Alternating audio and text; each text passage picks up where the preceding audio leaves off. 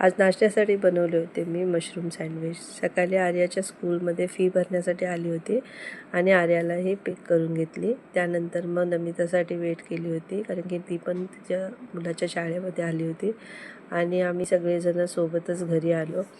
आणि ह्या लोकांना खायचे होते मशरूम सँडविच. तर मशरूम सँडविचसाठी मी मशरूम मागवले आणि त्यानंतर यांना स्वच्छ धुवून असे कट करून घेतले. एका चॉपरमध्ये थोडीशी लसूण, थोडंसं कांदा आणि तिखटप्रमाणे हिरवी मिरची टाकून चॉपरमध्ये फटफट असे करून घेतले. कढईमध्ये थोडंसं तेल गरम करून बटरही टाकू शकतो आणि त्यामध्ये हे कांदा आणि लसूण थोडेसे फ्राय केल्यावर याच्यामध्ये मशरूम टाकले आणि याच्यामध्ये ओरिगानो, मीठ आणि याच्यामध्ये क्रीम चीज टाकली, थोडी चीज टाकली, कमी होती म्हणून.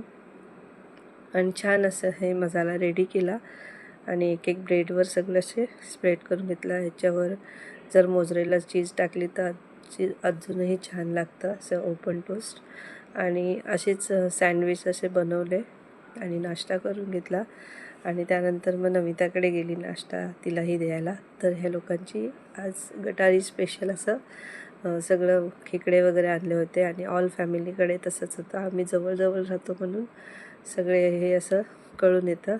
आणि आईकडेही खेकडे बनले होते आणि नरेशसाठी आईने पाठवले होते आणि माझ्यासाठी मी मशरूम राईस बनवला स्वतःसाठी आणि खूप छान असं जेवण घेतलं. असं होतं दिवस. भेटूया नवीन व्हिडिओमध्ये. बाय.